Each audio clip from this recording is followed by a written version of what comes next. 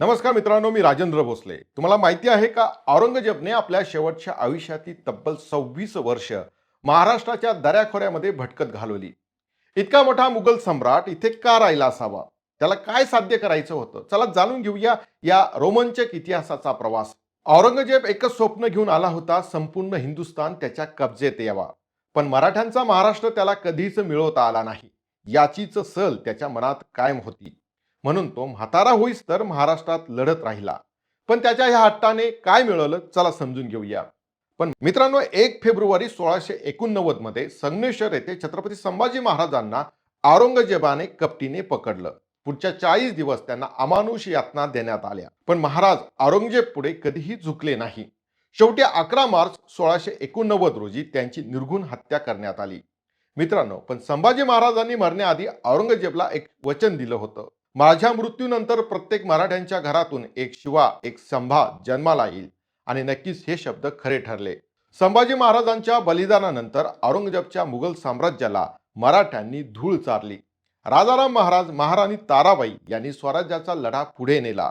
1760 मध्ये अखेर औरंगजेबचा अंत महाराष्ट्राच्या भूमीत झाला. यानंतर त्याच्या मृत्यूनंतर त्याच्या तिन्ही मुलांमध्ये सत्ता संघर्ष सुरू झाला. शाहू महाराजांची सुटका झाली आणि मराठ्यांनी पुन्हा आपली सत्ता प्रबळ केली. पुढच्या काही वर्षातच दिल्लीच्या मुघल दरबारात नाट्य सुरू झालं. एकामागून एक बादशाह आले आणि गेले, पण कुणालाही सत्तेवर स्थिर राहता आलं नाही. इसवी सन 1718 मध्ये पहिल्यांदाच मराठ्यांचं सैन्य दिल्लीवर चालून गेलं. बाळाजी विश्वनाथ, बाजीराव पेशवे, संताजी घोरपडे आणि मराठ्यांनी दिल्लीतच मुघलांना धूळ चारली. औरंगजेबच्या वंशाची अवस्था इतकी वाईट झाली होती की 1752 मध्ये मुघल बादशाहने स्वतः मराठ्यांशी तह केला होता आणि दिल्लीच्या सुरक्षेची जबाबदारी मराठ्यांवरती सोपवली होती. मित्रांनो, मराठ्यांनी अखेरीस दिल्लीच्या मुघल साम्राज्याला एक मांडलिक राज्य बनवलं. म्हणजे मुघल बादशाह फक्त नावालाच राहिला आणि खरी सत्ता मराठ्यांच्या हाती होती. आणि मित्रांनो, 1760 पर्यंत लोक विनोदाने म्हणत होती की शाह आलमचा राज्यपालम पर्यंत, म्हणजे फक्त दिल्ली आणि पालम या एवढ्या भागावर मुघलांचा ताबा होता.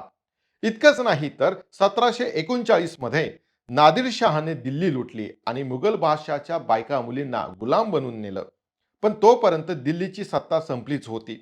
180 वर्षे हिंदुस्थानावर राज्य करणाऱ्या मुघल साम्राज्याचा अंत झाला होता आणि मराठ्यांचा भगवा भारतभर फडकू लागला. मित्रांनो, ही कहाणी फक्त इतिहास नाही, आपल्या पराक्रमी पूर्वजांच्या प्रेरणादायी गाथा आहे. छत्रपती संभाजी महाराजांनी दिलेलं बलिदान वाया गेलं नाही. त्यांचा बदला मराठ्यांनी घेतला.